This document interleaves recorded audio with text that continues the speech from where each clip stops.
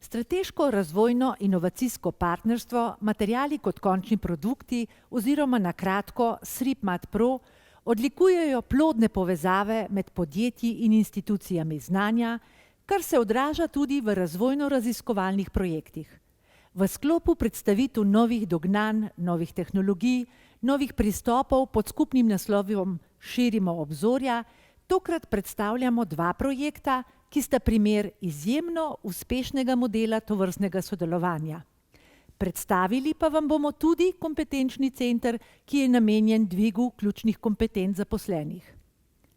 Prvi je projekt Čmrlj, doseganje čistosti in lastnosti z mikrolegiranjem jekel.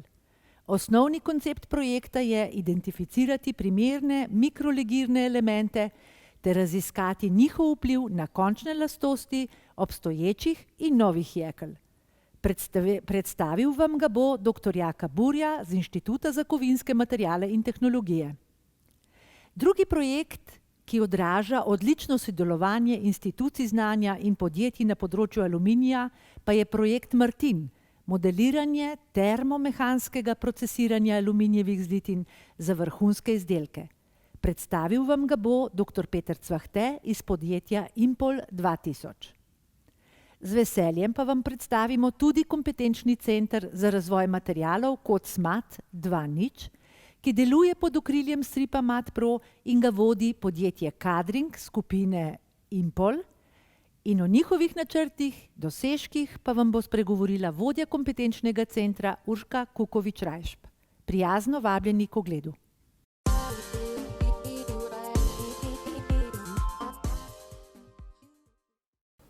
Lep pozdrav, moje ime je Jaka Burja in danes vam bom predstavil projekt Čmrlj. Kaj je projekt Čmrlj? Projekt Čmrlj je akronim za dolg naslov, ki pomeni doseganje čistosti in lastnosti z mikrolegiranjem jekel. Je skupni projekt 4 partnerjev, Inštituta za kovinske materiale in tehnologije, Slovenske industrije jekla Metal Ravne, Štore Stil, podjetje za proizvodnjo jekel in pa Razvojnega centra Jesenice. Prav ta projekt je fokusiran na jekla. In ta jekla morajo ustezati visokim standardom, kar se tiče čistosti in velikosti zrn, ter posledično z njimi povezanimi lastnostmi. To pa želimo doseči z novim industrijskim procesom izdelave jekel, s katerim bodo industrijski partnerji projekta razvili tudi nove produkte, se pravi nova kvalitetna jekla. V bistvu bi lahko rekli, da lastnosti jekel in pa posledično visoko dodano vrednost oblikujejo 3 področja. In sicer prva je kemijska sestava jekel, potem je čistost jekel in pa velikost zrn v jeklih. Zdaj, da različne faktorje lahko vplivamo z različnimi procesi, kot so na primer toplotna obdelava, vroča predelava jekla, potem kot rezultat dobimo mehanske lastnosti, korozijske lastnosti, skratka lastnosti materiala. Imamo pa še posebne tehnološke lastnosti, kot so recimo odrezovalnost jekel. Ta je posebej pomembna tam, kjer hočemo doseči veliko storilnost strojne obdelave. Vse skupaj to pa doda neko dodano vrednost in omogoči, da jekla z identično kemijsko sestavo dosegajo različne vrednosti na trgu, ravno zaradi tega, ker imajo drugačno čistost in pa na primer velikosti zrn, ki se odražajo v različnih mehanskih lastnostih. Pa če začnemo s kemijsko sestavo. Kemijska sestava je predpisana za vsako jeklo, temu pravimo kvaliteta. In kemijska sestava je kot DNK materiala. Ta narekuje lastnosti, ki jih lahko jeklo doseže, seveda s pravilnimi procesnimi parametri izdelave. Naprimer, če vzamemo dve jekli, ki sta si zelo različni, tako po funkcionalnosti kot po kemijski sestavi. Recimo prvo jeklo je AESI 304, ne, to je najbolj razširjeno nerjavno jeklo, oziroma po domače inox, ki vsebuje zelo nizke vrednosti ogljika, pod 0,08% in pa vsebuje visoke vrednosti kroma, 18 do 20% kroma, ter relativno visoke vrednosti nikla, 8 do 10%. Ne. To jeklo je namenjeno korozijski odpornosti, zato ima dodan visok krom, ki ščiti jeklo pred korozijo, ter pa nikelj, ki omogoča pravilno austenitno mikrostrukturo. Drugo jeklo je eno najpogosteje uporabljenih jekel za poboljšanje. Prav, vsi strojniki, ki se ukvarjajo s konstrukcijo strojev, ga dobro poznajo. Ne. To jeklo ima nekaj srednjo vsebnost ogljika, od 0,38 do 0,45% ogljika, ne, ki mu omogoča, da tvori precej trd austenit, dodan pa ima še mangan in pa recimo, če primerjamo, več kot 10-krat manjši krom. Tu so elementi dodani zaradi prekaljivosti, medtem ko ima molibden, ki pa tvori trde karbide in tudi zadržujejo majhna zrna. Zdaj, s tem pa pridemo ravno na drugo področje, ne, in to je velikost zrn. Velikost zrn nam opiše, v kakšnem velikostnem redu so zrna v sami mikrostrukturi. Ne. Na sliki vidimo primere dveh jekel z identično kemijsko sestavo, ki pa imata izjemno različne velikosti zrn. Ne. In to ocenjujemo po standardu, recimo pri strani je ena taka shema narisana in vidimo, da od zelo velikih zrn, ki jih označujemo številko 1, in ko povečujemo številko, se nam zrna manjšajo. Tukaj pridemo do številke 8. Kaj pa to seveda pomeni? Ne? Če imamo majhna zrna, dobimo boljše mehanske lastnosti. In majhna zrna materiala so tudi edini faktor, ki hkrati povečujejo vse mehanske lastnosti v materialu. Zdaj imamo eno pomanjkljivost, recimo korozijska obstojnost se zmanjša z manjšimi zrni, zato imajo recimo nerjavna jekla ponavadi malo manjša zrna. No in če gremo še na tretji pomemben faktor, to je čistost. Čistnost nam v bistvu pove, kakšno je stanje nekovinskih vključkov v jeklu. Ne? Koliko je teh vključkov, kakšnega tipa so, se pravi njihova sestava, so to vključki na osnovi oksidov ali so to vključki na osnovi sulfidov, ter pa kako veliki so. Ne? In če vidimo te razpredelnice iz standardov, vidimo, da po različnih ocenah čistosti se v bistvu nam spreminja površina, ki jo vključki zasedajo. Ne? Prav od takih velikih posameznih vključkov do malo manjših vključkov, ki pa jih je več, ne večje število, ampak skupaj pokrivajo približno isto površino. Ne? In boljša kot je čistost, manj imamo teh vključkov in manjšo površino dosegajo. No, zdaj pa, da vam razložim majčkeno osnove samih materialov. Ne. Sicer najprej gre za en termin, ki se mu reče natezna trdnost. Ne. Se pravi, če bi si mi to predstavili, to pomeni neka sila, ki deluje na material, ne, in ta natezna trdnost je v bistvu odpor proti deformaciji. Se pravi, kako se material upira pod silo temu, da bi se deformiral. Ne.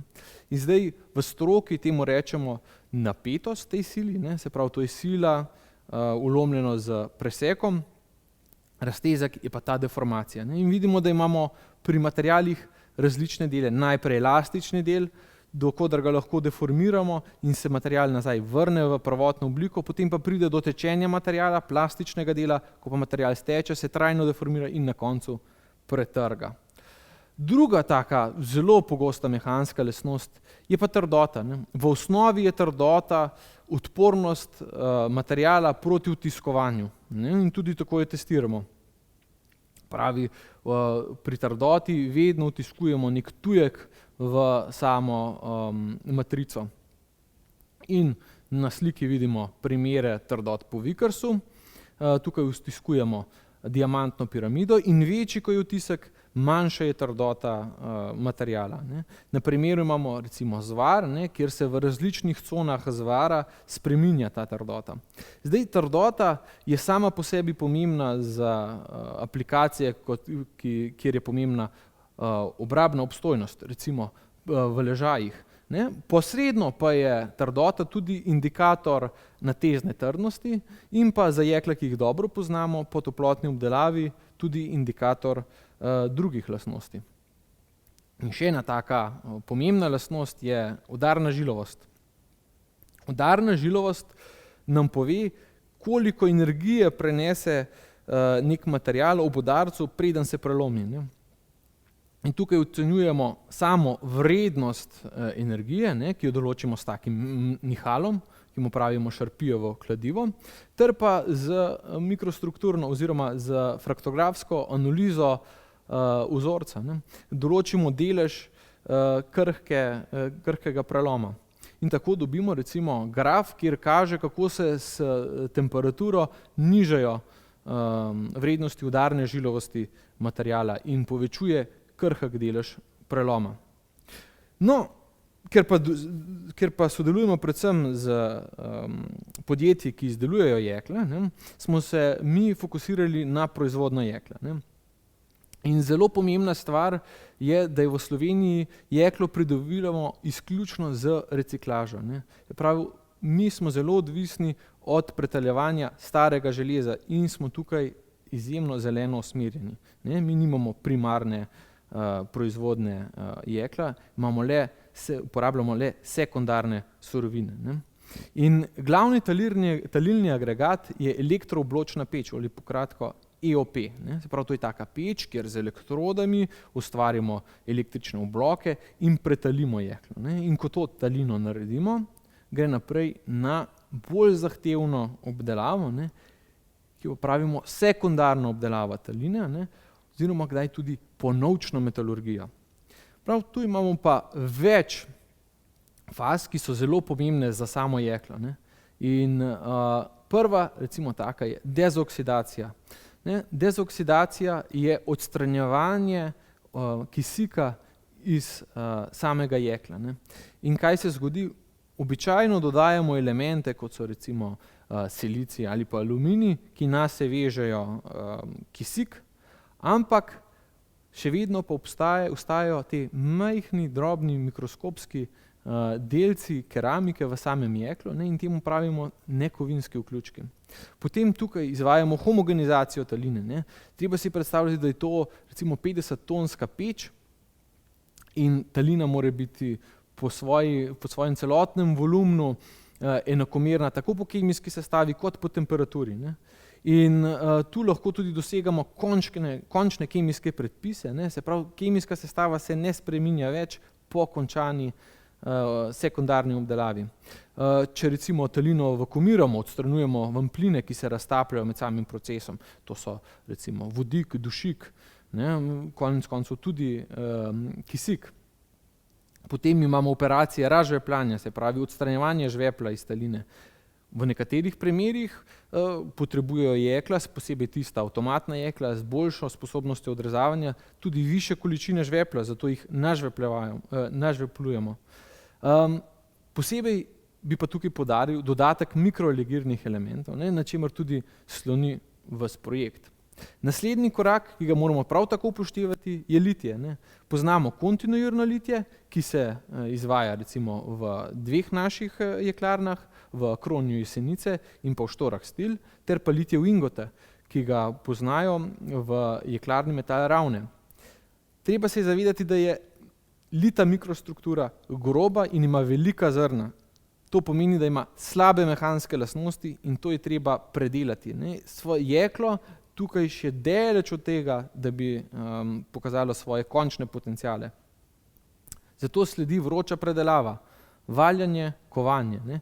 Tu groba zrna s procesom, ki se reče rekristalizacija, spremenimo v drobna zrna, ki pa predvsem zelo izboljšajo vse mehanske lastnosti, od udarne žilovosti do natezne trdnosti. Na sliki vidimo recimo mikrostrukturo iz elektronskega mikroskopa, kjer se je ravno pričela rekristalizacija in so se pojavila prva drobna zrna. Potem je pa še zadnji korak, tisti pa da res piko na i lastnosti materiala, ne. Tukaj se pa kontrolira trdnost, trdote in pa žilavosti. In mikrostrukturo, kot jo vidimo na sliki, ne, po toplotni obdelavi, se pravi, to je identično jeklo, dobimo čisto drugačno, ne. Tukaj močno povišamo trdoto, močno povišamo trdnost. In pridemo do nekovinskih vključkov, ne. Prav vsi ti koraki, ne, so izjemno pomembni za lastnosti jekla, ne, in tudi na vse korake vplivajo mikrolegirni elementi, pa vendar, ne, tisti nekovinski vključki, ki jih dobimo v fazi sekundarne obdelave, ne, so izjemnega pomena oziroma odločilnega pomena za kvaliteto jekla. Če smo tukaj dosegli slab rezultat, ga ne moremo več popraviti, ne. In nekovinski vključki na splošno so neizogljiva napaka v jeklu, se pravi, ne moremo se jim izogniti, ne. Izhajajo pa iz vedno prisotnih spremljevalnih elementov v talini, ne. To so kisik, dušik in žveplo. Predstavljajo pa napako v materialu, se pravi nezveznost, in vsaka taka nezveznost je potencialno mesto za začetek porušitve materiala, ki nastane, ne. Tekom same izdelave jekla, ne, moramo dve fazi najbolj kontrolirati, ne. In prva je sekundarna obdelava taline, ne, kjer gremo predvsem na kemijsko sestavo, ne, dodatke morebitnih mikrolegirnih elementov.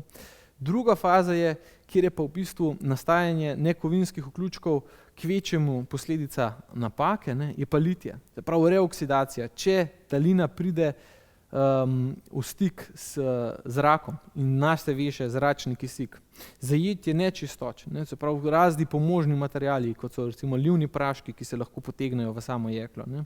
In pa seveda starjevanje taline, ne, kjer pride do segregacije elementov in lokalnega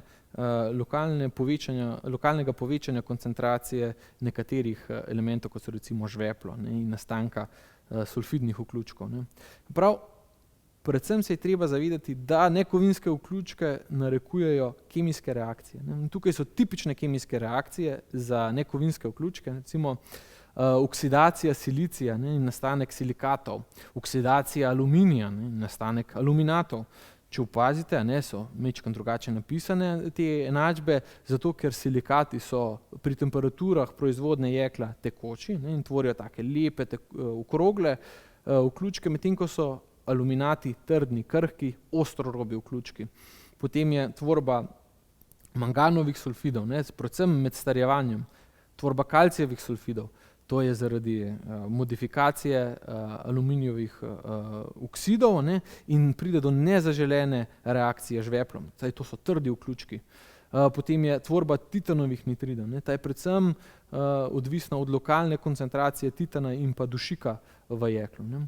Potem imamo pa še vključke, ki so bolj kompleksni po svojemu nastanku, ne. Recimo reakcija z magnezijom in pa aluminati, ne, temu tako imenovani aluminatni špineli, nastajajo zaradi degradacije ognjevzdržne opeke in reakcije z žlindro, ne. Magnezij iz oksidnih faz prehaja v jeklo, kjer pa reducira aluminijeve okside in nastajajo veliki trdni vključki, ki so zelo škodljivi za mehanske lastnosti.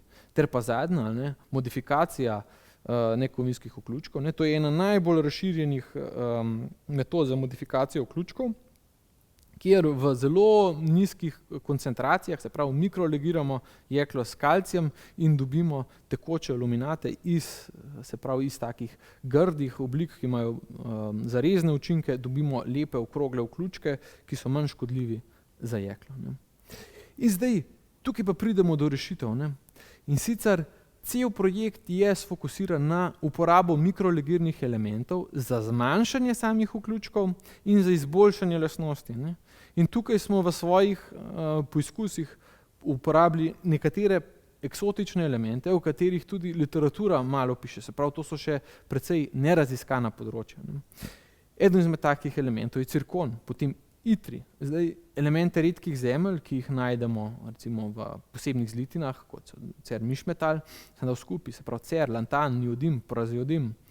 Potem pa so še bolj klasični mikrolegirni elementi, kot so titan, niob, bor. Sicer, kako izgledajo ti naši poizkusi?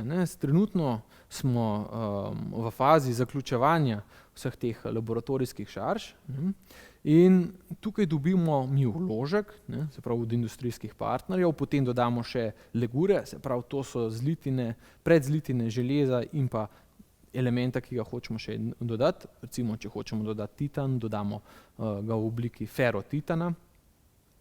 In potem to pretalimo, po možnosti vakuumiramo. Imeli smo različne postopke, v nekaterih primerih smo morali talino vakuumirati, to je postopek, ki traja tudi kakšno uro in smo izčrpali ves dušik in pa vodik iz taline. Potem pride do litja, to je tak ingot, ki se vlije, se pravi temu, ta ima približno 80 milimetrov kvadratne premera. Potem je šel ta na vroče kovanje, smo dobili odkovek, smo ga zmanjšali na 60x60 premer, je bila že delna vroča predelava, potem smo pa te odkovke še vroče valjali, in na sliki vidimo vroče valjene trakove. Prav, recimo, to so bili pa debeline 12 milimetrov in pol, in pride do izjemnega podaljšanja in pa predelave mikrostrukture. Iz tukaj smo še potem izrezali manjše kose, izvedli toplotno obdelavo in naredili preizkušence za mehanske lastnosti, se pravi recimo natezne trdnosti, udarne žilavosti in tako naprej. Pri poizkusih pa smo opazili, da je prišlo do tvorbe čisto novih vključkov, ki jih tudi še v literaturi nismo do sedaj našli. Recimo primer, ko smo legirali naenkrat v samem postopku, hkrati cer, niob, titan, itri in pa cirkon, smo dobili kompleksne sulfokarbonitride. Prav en vključek je vseboval skoraj cel nabor legirnih elementov, ki smo jih dodali. Se pravi od itrija, nioba, titana, cera in pa dušika, žvepla ter ogljika. Zelo kompleksni nekovinski vključki. In tukaj smo potem po večjih poskusih prišli že do nekih produktov, za katere smo menili, da bodo uporabni. In recimo ena izmed takih primerov je uporaba cera. Ugotovili smo, da tvori cirkon okside in pa, ko je prisoten v večjih količinah, še nitride. In ko smo naredili jeklo z dodatki cirkona, smo ugotovili, da je prišlo do izrednega zmanjšanja velikosti kristalnih zrn v jeklu. Se pravi, prej je imelo jeklo poprečno velikost 47 mikrometrov, ko smo dodali 300 ppm-ov, se pravi, to je parts per milijon, cirkona, je velikost zrna padla na 18 mikrometrov. Ko smo še povečali vsebnost cirkona, je sicer prišlo do manjše spremembe, ampak še vedno je padala velikost zrn. In to vse nakazuje na to, da je to primeren postopek za izboljšanje mehanskih lastnosti. Če pa pogledamo samo površino, ki so jo zasedali vključki, pa vidimo, da je od čez 50.000 kvadratnih mikrometrov seveda na iste površine vzorca padla vsebnost nekje na 5.000, se pravi za več kot 10krat manj je bila površina vključkov po modifikaciji s cirkonom. Potem smo preizkusili uporabo nioba v jeklih, kjer ga običajno ni. In ugotovili smo, da ga v določenem jeklu, ki sicer ki ne vsebuje nioba, pride do izjemnega povečanja odpornosti na lezenje. To so za aplikacije v energetiki. Prav ta jekla so na relativno visoki temperaturi in to so ponavadi cevi z vodno paro, ki pride noter pod visokimi pritiski in pride do tako imenovanega pojava lezenja. Drobne napake se ob visoki temperaturi združujejo in pride do predčasne porušitve materiala, čeprav nismo presegli nobene izmed mehanskih lastnosti.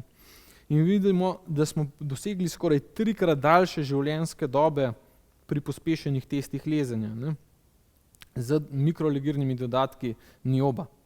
Predvsem zaradi tvorjenja drobnih niobovih karbonitridov. Potem smo izdelali jekla, ki vsebujejo 0,2% ogljika, ne, se pravi, da so primerna za varjenje, hkrati pa morajo imeti visoke trdnostne lastnosti. Ne. In to smo dosegli z kombinacijo titana, vanadija, nioba in pa bora.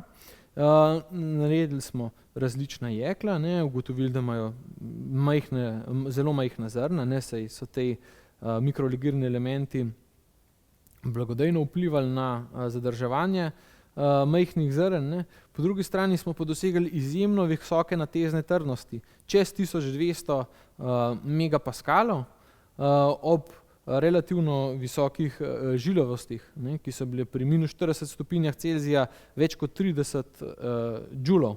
Ne, in vse to za jeklo, ki ga je možno variti. Potem smo se predvsem fokusirali še na zaviranje rasti zrn, ne, s pomočjo vključkov in pa izločkov. Ne. Se pravi, tukaj imamo narisano shemo, kako izloček ujame mejo zrn. In na sliki imamo točno sliko iz vzorca, ki je bil mikrolegiran s titanom, ne, kjer so titanovi karbonitridi ustavili rast zrn. Ne.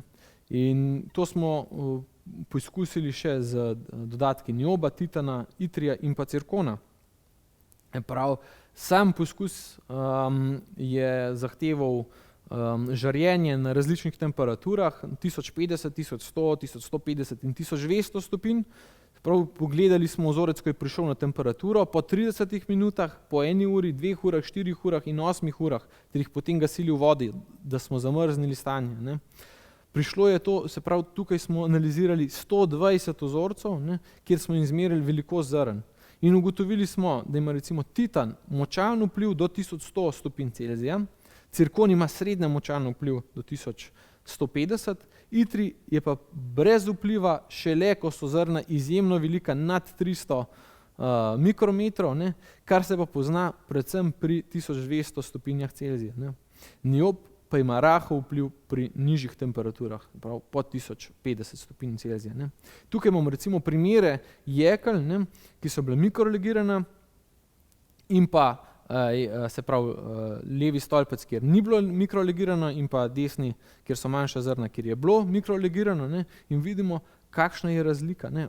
Ob identičnih pogojih preizkusa, ne, nekje zrna zrastejo do enormnih vrednosti, nekje pa se zadrži majhna velikost zrn, ne, kot vidimo recimo tudi na grafih.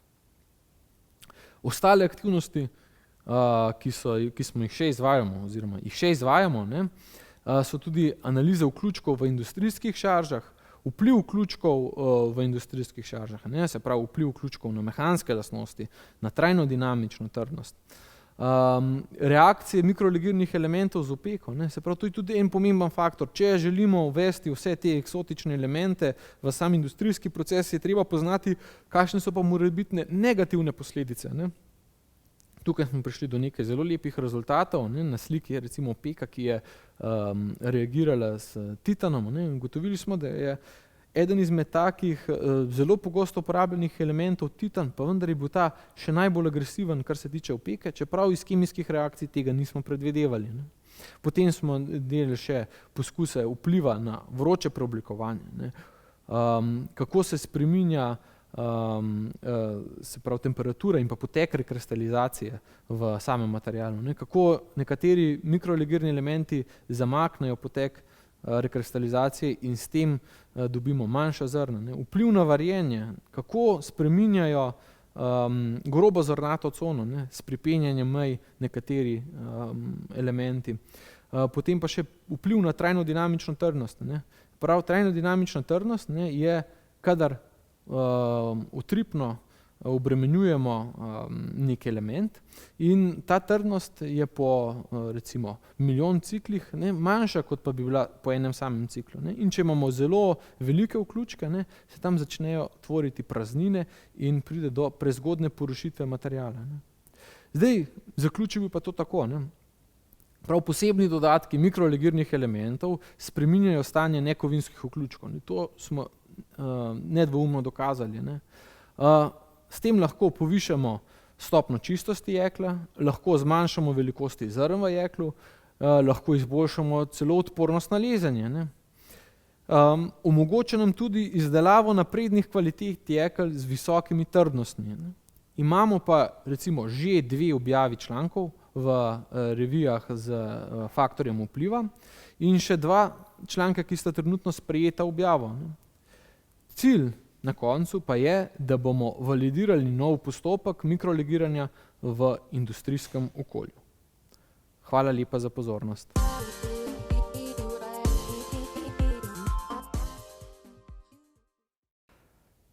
V okviru SRIP-MAT Pro smo pred časom pridobili nov projekt Martin. Zdaj smo približno na 2/3 projekta. Martin stoji za končnico modeliranja termomehanskega procesiranja aluminijevih zlitin za vrhunske izdelke. Jaz vas bom popeljal skozi vsebino, in sicer bomo si pogledali najprej nekaj osnovnih podatkov o projektu, delovne pakete, predstavitev projektnega problema, cilje, tehnološko pot, področje raziskav in razvoja, predstavitev materialov, predstavitev trenutnih rezultatov po tehnološki verigi izdelave in pa še na koncu okoli vodenja projektov in sami promociji. No, pa si poglejmo najprej osnovne podatke. Sam projekt traja 36 mesecev, imamo še nekaj več kot leto dni. Projektnih partnerjev je 6, in sicer Impol je vodilni partner, potem je tu industrijsko podjetje Talum, Livec, Tuba in C3M in 2 akademska partnerja, IMT in Univerza v Ljubljani. Sama vrednost projekta je nekaj manj kot 3 milijone, od tega je lastnih sredstev nekaj manj kot 1 milijon. Kadring pa je podjetje, ki skrbi za promocijo in vodenje projekta, se pravi projektna pisarna. Sam projekt je razdeljen na delovne pakete, in sicer imamo 5 glavnih delovnih paketov, ki smo jih izvajali v sklopu tehnološke pripravljenosti od 3 do 4. In sicer so to izdelava aluminijevih zlitin, karakterizacija mikrostrukturnih sestavin, termomehanska in termična obdelava zlitin, razvoj mikrostrukturnih sestavin po tehnologijah in pa numerično modeliranje modelov. Vse te modele pa bomo potem v naslednjem letu tudi testirali v proizvodnji, in sicer bomo to izvajali na način, da bomo te modele primerjali z meritvami v industriji.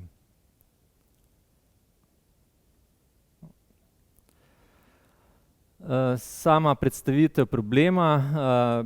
Zdaj pri metalurgiji se srečujemo z množico procesnih operacij, kot so taljenje, homogenizacija, ogrevanje materiala na temperaturo, potem samo procesiranje tega materiala, kot je recimo vroče stiskanje, vroče valjenje, hladno valjenje, potem litje materiala, litje odlitkov in pa na koncu še termične obdelave takšnega materiala. In pa ko materiali zaključijo svojo življenjsko dobo, imamo tudi recikliranje, kjer nas tudi zanima vplive pretapljanja na mehanske lastnosti.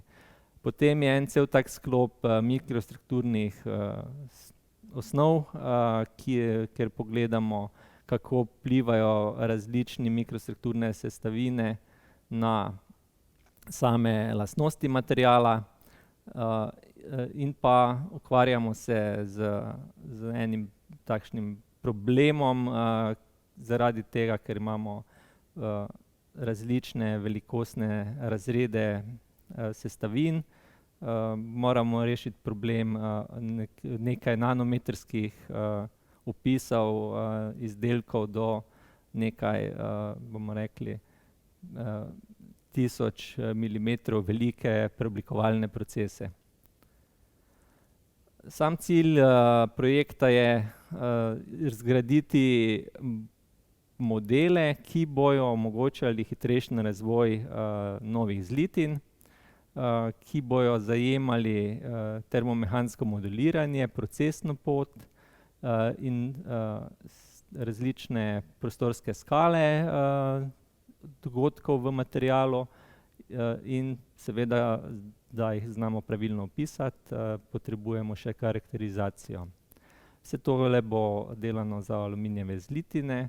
Zdaj v tej sredini imamo takšen tipičen empiričen razvoj izdelkov, ki se uporablja, bomo rekli, še večinoma v procesih razvoja zdaj. Želimo pa izdelati nek pilotni model, ki nam bo omogočal uporabo numeričnih modelov. Z njihovo uporabo bi želeli skrajšati procese razvoja takšnih zlitin in vplival na mehanske lastnosti.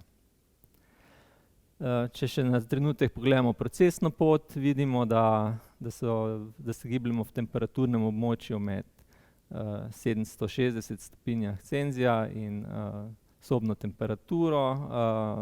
Najprej bomo si obdelali taljenje in litje, homogenizacijo, potem imamo pa tu razne procese, kot so vroče valjanje, hladno valjanje, iztiskanje, toplotno obdelavo, žarenje materiala med samimi cikli preoblikovanja in pa seveda tu na koncu vidimo, da imamo lahko tudi več ciklov, ki se med seboj dopolnjujejo.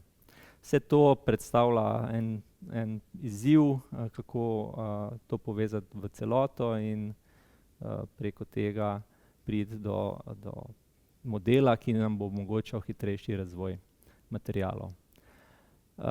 Da pa uspemo takšne modele izdelati, da so verodostojni, je pa potrebno kar nekaj takšnih korakov, ki smo jih opredelili znotraj projekta.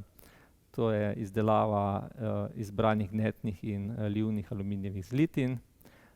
Potem je tu kvantitativna in kvalitativna opredelitev mikrostrukturnih sestavin na mikro- in makronivoju, termodinamska in termična obravnava faznih ravnotežij, razvoj mikrostrukturnih sestavin po posameznih izdelovalnih tehnologijah, razvoj celovitega simulacijskega sistema procesne poti za aluminijeve izdelke ter testiranje in preoblikovalnost ter z njimi povezane termomehanske parametre, kot so, ne vem, rekristalizacija, deformacijsko trvanje in vse to povezano z homogenizacijskim žarenjem.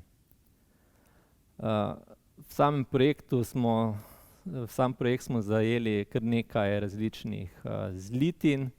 Tukaj imamo predstavljeno eno množico zlitin, ki smo jo raziskovali, ki bi jo lahko mogoče takole na tem prerezu avtomobila prikazali. Imamo združino zlitin, ki je namenjena obdelavi na avtomatih in s katerih se potem delajo deli motorjev. Naslednjo skupino predstavljajo zlitine za kovanje, kjer se iz njih izdelujejo deli avtomobilov, ki so dinamično obremenjeni. V tem primeru imamo tule označeno roko in vsi ti deli, ki so namenjeni za krmiljenje avtomobila.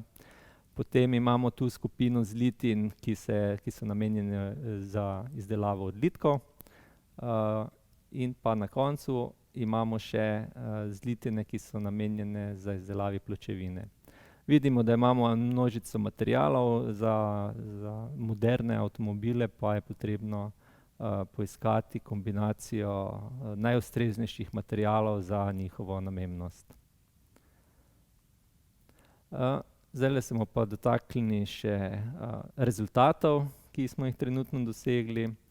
In sicer tukaj imamo predstavljeno litje, polkontinuirno litje aluminijevih zlitin, za kar je bil razvit model, in sicer imamo takšen model, takšen model,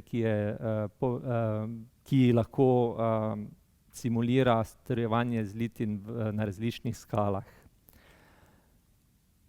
In sicer imamo takšen nek makro pogled, kjer tipično predstavljamo toplotna polja, potem deleže trdo tekoče in pa hitrostna polja med strjevanjem. In pa potem imamo naslednji nivo, rekristalizacijo materiala. Zdaj na tem diagramu na levi strani imamo en film, bi mogoče ga lahko zagnali. No, tu vidimo to, kar smo, te slike, ki jih imamo na desni strani, pridobljene pri različnih temperaturah, se dobijo z rastjem zrn in tukaj smo videli eno takšno strjevanje. Prav tako potem samo strjevanje na makro nivoju imamo tudi na nivoju dendritne rasti. Tukaj imamo tudi en takšen prikaz, kjer vidimo, kako nam rastejo dendriti in dendritne veje in kako nam pada med samim strjevanjem koncentracija bakra oziroma kje imamo višje prenasičenje. Takšni modeli so potem pomembni, ko bomo v naslednji fazi napovedovali mehanske lastnosti in prenasičenost zlitin ter samo precipitacijo. Dotaknili smo se tudi homogenizacije. Te homogenizacije se bomo lotili po dveh poteh. Tukaj vam bom naprej predstavil en takšen pristop napovedi porazdelitve zlitinskih elementov v samih kristalnih zrnih, in sicer z analizo slik pridobljenih z scanning elektronskim mikroskopom, z vrstično mikroskopijo. Dobimo te slike, potem obdelamo, dobimo meje in koncentracije posameznih elementov ter lokacije teh elementov na tej sliki. In iz takšnih slik lahko zračunamo koncentracijska polja za posamezne zlitinske elemente in tukaj na desni strani potem vidimo tudi takšno homogenost same zlitine in pa s to metodo lahko računamo, kdaj bo material imel zadostno stopnjo homogenizacije. Naslednji takšni modeli, ki vam jih želim predstaviti, so modeli za valjanje. V okviru projekta je bil razvit model, ki omogoča tako asimetrično kot simetrično valjanje. Tukaj lahko na sliki vidimo, menjamo različno geometrijo teh valjev, potem različno debelino preoblikovanca, hitrosti valjev, zgornja in spodnja je lahko različna, in pa seveda tudi koeficient trenja na valjih lahko menjujemo. V okviru modela valjanja je tudi model za kristalne teksture. S pomočjo takšnega modela nam lahko optimiramo parametre z namenom doseganja čim bolj homogenih lastnosti v materialu. Potem takšen model omogoča izračun temperatur po preseku materiala, potem deformacijske profile na pločevini razvit je tudi model za vroče valjenje bram. To je na tej zgornji sliki v desnem kotu. In pa sam model smo že validirali z rezultati iz proizvodnje, kjer so se zelo dobro ujemali. Potem smo se dotaknili preoblikovalnega procesa iztiskanja. Na sliki sta bila prikazana dva procesa, na zgornjem direktno, na spodnjem indirektno iztiskanje. Takšni modeli potem omogočajo tudi analizo temperaturnih polj v notranjosti materiala. Ta desna stran je uporabna recimo za homogenizacijo. Lahko poračunamo, kdaj se nam temperatura površine in sredine izenačita, da dobimo homogeno temperaturno polje, in potem od tega časa naprej lahko računamo in napovedujemo, koliko je pa potreben zdaj ta čas homogenizacije. Potem lahko tudi večstopenjsko ogrevanje simuliramo, potem lahko računamo temperaturno polje pri iztiskanju, in za kar smo recimo razvili en takšen model za gašenje profila. Ta model nam služi kot pomoč pri nastavljanju teh šob na takem sistemu z namenom, da ta profil po ohlajanju ohranja obliko in se pravi samo obliko in tudi točnost, geometrijsko točnost. Potem smo tudi na najnižjem nivoju, na nanonivoju razvili model, ki omogoča precipitacijo, količino, velikost precipitatov, volumski delež, spreminjanje koncentracij s časom. Ta model bo, kar sem mogoče pozabil izpostaviti, vsi ti modeli bojo povezani v celoto. Cilj je, da se podatki pridobljeni na nekem nivoju prenašajo v model na naslednjem nivoju. Tole je zdaj trenutno model, ki bo na tem nanonivoju, najnižjem nivoju opisov materialov.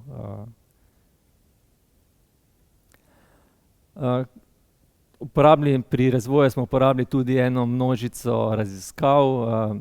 Tukaj na sliki imamo diferenčno termično analizo, tipične zlitine za odlitke. Študirali smo, kakšen vpliv ima organska onesnaženost takšnih zlitin. Tukaj na slikah imamo tri različno onesnažene zlitine in vidimo, da je že pri teh zlitinah razlika pri točki strjevanja in sami nukleaciji. Tisti, ki je bolj onesnažen material, nukleacija poteče prej. Potem smo študirali pri odlitkih tudi, kako vplivajo modifikatorji na rast zrn, na obliko, kdaj so učinkoviti, kdaj niso.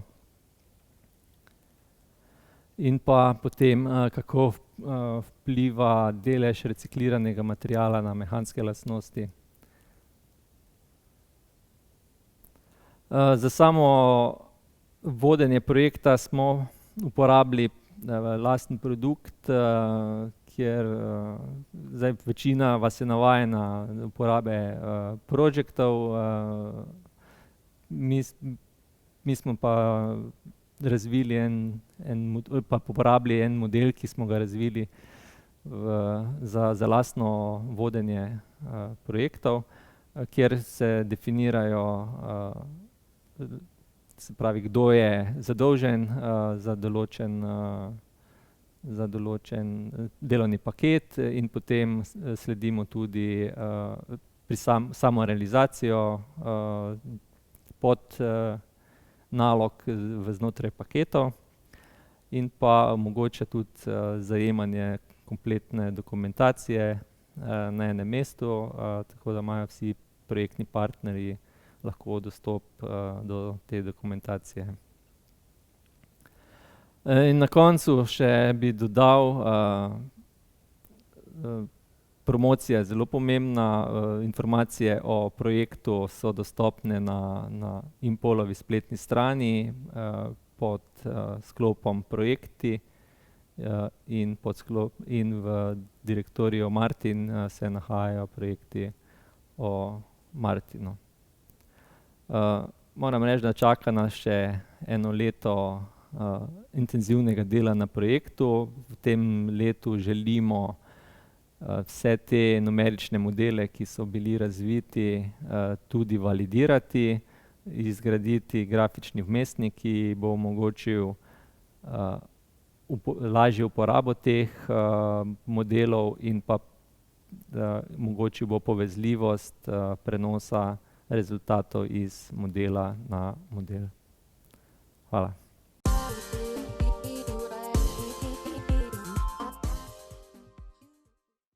V okviru SRIP-a Mat-Pro smo zelo veseli, da smo lahko vzpostavili kompetenčni center za razvoj materialov in z njim uspešno kandidirali na razpisu Javnega štipendijskega, razvojnega, invalidskega in preživninskega sklada Republike Slovenije. Tako je kompetenčni center za razvoj materialov, ki je nadaljevanje krajšega projekta, ki smo ga uspešno realizirali v prejšnji shemi kompetenčnih centrov, eden izmed 10 projektov, ki jih je javni sklad izbral za spodbujanje na področju razvoja kadrov in razvoja kompetenc. Delujemo na prednostnem področju strategije pametne specializacije, in sicer na razvoju materialov kot končnih produktov. V kompetenčnem centru pa združujemo tako podjetja, ki sodijo pod metalurgijo in kovinske materiale, kot podjetja iz kemijske industrije in industrije multikomponentnih materialov, kot podjetja, ki se ukvarjajo z računalniškim programiranjem. Skupaj imamo 33 partnerjev, od tega 22 velikih podjetij in 11 majhnih in srednje velikih podjetij. Naša podjetja pa skupaj ustvarjajo več kot 4,3 milijarde evrov prihodkov letno in zaposlujejo več kot 6.000 zaposlenih. Partnerji projekta so tako Aquafil Slovenija, Belinka Perkemija, C3M, Elan, Elmibit, Helios, Hidria, Impol PCP, Impol d.o.o., Impol 2000, Kolektor Orodjarna, Kovis Livarna, Livar, Livarna Gorica, Livarna Titan, LTH Castings, Magneti Ljubljana, Alumero, Mojstrovina, Plamtex, Resevo, Štore Stil, Alumat, SI Elektrode, SISUS, SIA Kroni, Talum, Weiler, TPV, Tehnika Set, Alumat in Alkat ter Kadring kot vodilni partner konzorcija. Zakaj ravno ta podjetja in zakaj smo v bistvu veseli, da so se ta podjetja združila v kompetenčni center? Ker imajo velik pomen za slovensko gospodarstvo, predstavljajo pomemben del slovenskih industrijskih podjetij in predelovalne dejavnosti. Če pogledamo samo delež dodane vrednosti industrije v gospodarstvu, potem vidimo, da je Slovenija tukaj nad evropskim povprečjem in da delež dodane vrednosti, ki jo industrija ustvari v gospodarstvu, presega 23%. Tako tudi naši partnerji zelo pomembno prispevajo k povečanju celotnega izvoza in soustvarjajo rast dodane vrednosti predelovalne dejavnosti. Naši partnerji sodijo tako v kemijsko industrijo, ki je v bistvu prispevala največ k dodani vrednosti industrijskih panog v letu 2019, kot kovinsko industrijo, ki je torej, kar se dodane vrednosti tiče, nekako tretja najpomembnejša panoga. Kje so naši skupni izzivi in zakaj je pomembno, da se združujemo? Vsi moramo dvigniti konkurenčnost industrije, tudi prestrukturirati se v industrijo znanja z delovnimi mesti, z visoko dodano vrednostjo. Če pogledamo novo industrijsko strategijo za leti 2021 do 2030, potem je na nas, da dvignemo dodano vrednost na zaposlenega, se pravi na podjetjih, s povprečno 43.700 evrov na kar 66.000 evrov v letu 2030.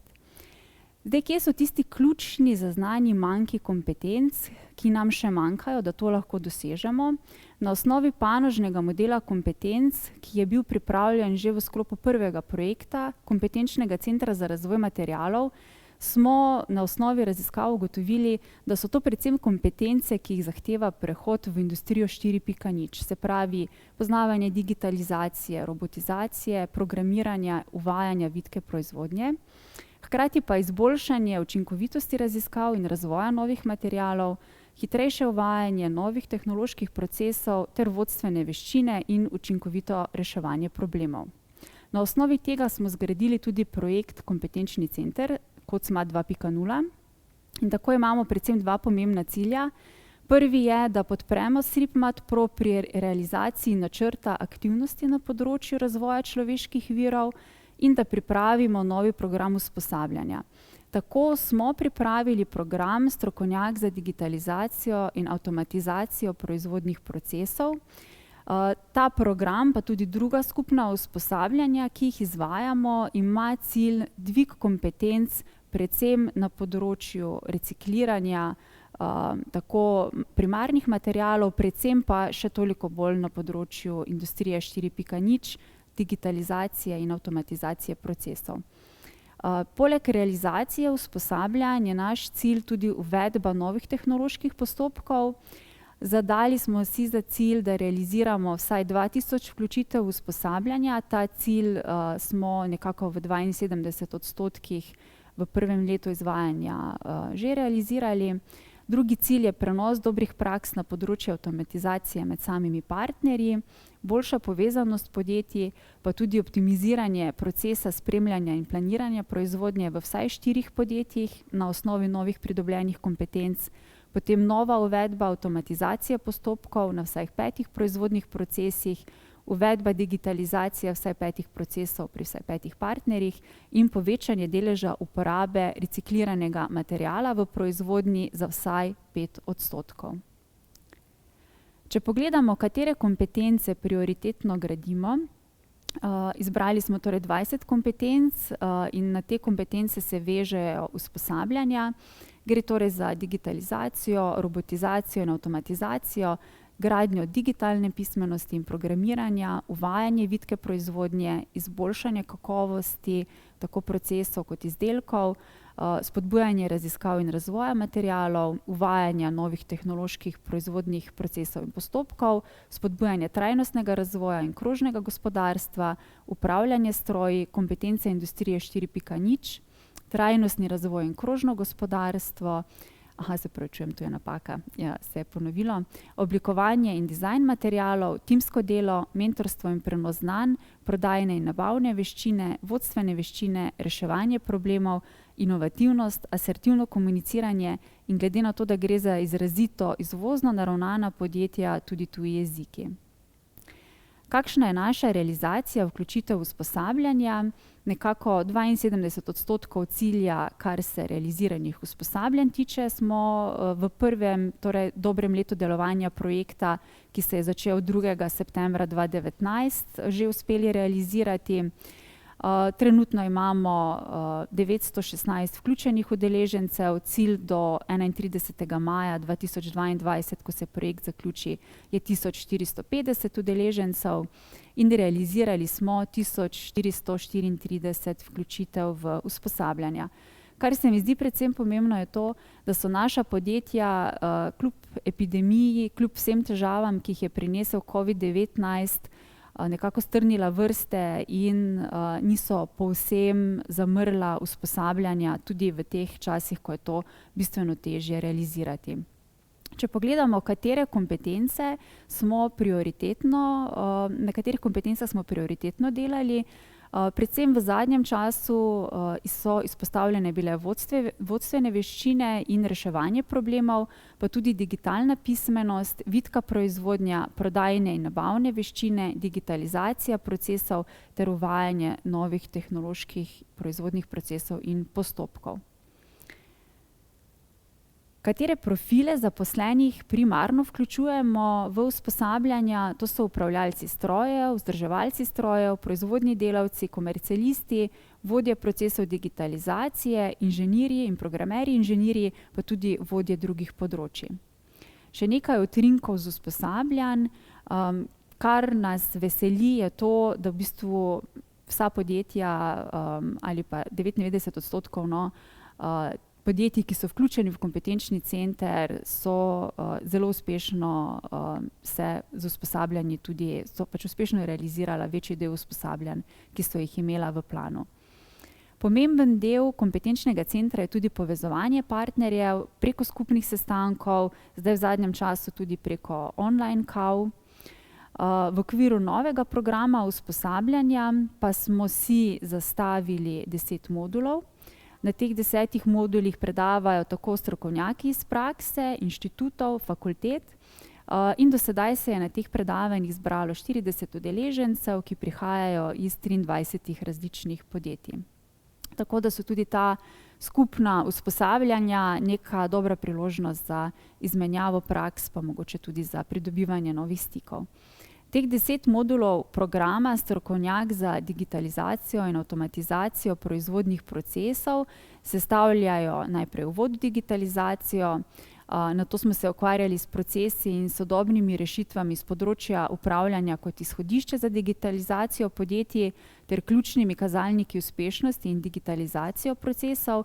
Zdaj, prvi 3 moduli so bili namenjeni predvsem temu, da podjetje poskusi optimizirati, izčistiti procese, preden se loti digitalizacije, zato da ne dobimo zgolj dragih digitalnih procesov, ampak dobimo predvsem optimizirane procese, preden se lotimo drugega koraka, to je digitalizacija, ne. Naslednji modul je bil avtomatizacija proizvodnih procesov od senzorja do mesa, potem digitalizacija in avtomatizacija proizvodnih procesov v praksi. Želeli smo si ogledati Vestalpin v Linzu, ampak nam to zaradi covida ni uspelo, tako da glede na to, da imamo časa do maja 2022, iskreno upamo, da nam bo ta ogled v praksi tudi uspel. To je sicer eden od modulov, ki še ni bil realiziran. Realizirali pa smo modul zagotavljanje varnosti podatkov in zaščita pred vdori v stroje, modul digitalizacija in zagotavljanje energetske učinkovitosti proizvodnih procesov ter digitalizacija in product life cycle management. Medtem ko nas še čaka predavanje na temo avtomatizacija proizvodnje z metodami umetne inteligence. Zadnji modul, ki smo ga realizirali v septembru, pa je bil vezan na učinkovito poslovno analitiko. Med skupnimi usposabljanji je bilo zelo dobro sprejeto tudi usposabljanje na temo, kako pripraviti akcijski načrt za digitalizacijo v podjetju, kjer so podjetja dobila neke vrste roadmap, na kakšen način se lotiti priprave akcijskega načrta, kaj mora ta vsebovati, da potem procesi tečejo čim bolj optimalno. Še nekaj utrinkov iz izvedbe programa skupnega usposabljanja Strokovnjak za digitalizacijo in avtomatizacijo procesov. Zbrali smo tudi nekaj odzivov udeležencev, tako iz Siacronija, kot iz Alcada, kot iz Magnetov Ljubljana. Čisto na koncu pa smo v bistvu naše partnerje prosili, če nam lahko v enih kratkih izjavah povejo, kaj jim je do sedaj prinesel projekt, pa predlagam, da si njihove izjave ogledamo v enem kratkem filmu.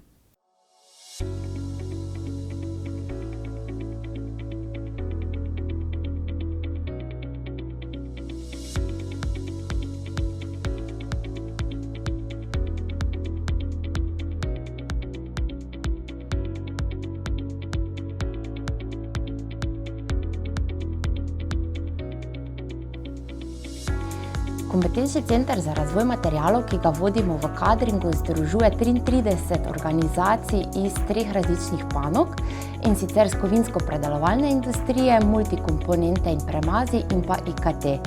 Zelo smo veseli sodelovanja in odziva vseh podjetij, predvsem pa dobrega odziva na usposabljanje Strokovnjak za digitalizacijo in avtomatizacijo v proizvodnih procesih, ki se ga je udeležilo več kot 40 udeležencev iz 20 različnih podjetij. Zelo si želimo in upamo, da bomo kljub trenutnim razmeram lahko uspešno zaključili vse planirane aktivnosti, izpeljali oglede v proizvodnji doma in v tujini ter prispevali k nadaljnjemu razvoju digitalizacije in avtomatizacije podjetij v njihovih procesih. V podjetju Alka smo v okviru projekta Kompetenčnega centra za razvoj materialov izbrali izobraževanja na področju digitalizacije in razvoja programske opreme. V tem sklopu smo imeli izobraževanja na podlagi agilnih metodologij pri razvoju programske opreme. Izbrali smo si tudi najsodobnejše tehnologije za razvijanje spletnih aplikacij, v zalednih sistemih pa smo izbrali tehnologijo .NET Core, ki je prav tako iz področja računalništva v samem vrhu. Z izbiro teh modulov smo dosegli, da je razvoj naših programskih rešitev dosti hitrejši. Dodano vrednost projekta vidim predvsem v tem, da smo imeli skupinska izobraževanja z drugimi podjetji, kjer smo na izobraževanjih lahko izmenjevali različne izkušnje. Vlaganje v izobraževanje in motiviranje sodelavcev, da se izobražujejo, je ključno, če želimo uspeti kot podjetje. V sklopu projekta sem se udeležila usposabljanja za digitalizacijo in avtomatizacijo proizvodnih procesov. Usposabljanje mi je prineslo ogromno novega znanja in koristnih nasvetov, ki jih bom z veseljem uporabila pri svojem delu. Jaz sem mnenja, da je projekt Kot Smart zelo dobrodošel. S svojimi sodelavci sem se udeležila tudi drugih usposabljanj in smo odnesli ogromno dodatnega znanja. Udeležili smo se usposabljanja za Scrum sistem, ki ga že nekaj časa s pridom uporabljamo tudi v vsakdanjem delu. Naše podjetje se ukvarja z izdelavo varilnih materialov, žic, palic in pletiv. Večino prodaje realiziramo na tujih trgih, izpostavljeni smo močni konkurenci iz tujine in se moramo tudi zaradi epidemije COVID-19 boriti za posel. Prepričan sem, da nam znanja, ki jih prejmemo v okviru Kompetenčnega centra za razvoj materialov pomagajo, da lažje pridobivamo nove posle in ohranjamo delovna mesta. V podjetju Tehnika Set se ukvarjamo s strojegradnjo, proizvodnjo jeklenih konstrukcij ter strojev in naprav za potrebe različnih tipov proizvodnje. Ko sem prevzela vodenje podjetja, smo začeli skupaj s sodelavci nadgrajevati poslovni model in organizacijsko kulturo podjetja. Potrebujemo poslovno preobrazbo, da bomo lahko ostali konkurenčni v trenutnih razmerah. Veliko podporo nam pri tem nudijo usposabljanja v sklopu kompetenčnega centra. Razvijamo predvsem strokovna znanja, vodstvene veščine ter znanja angleščine in nemščine.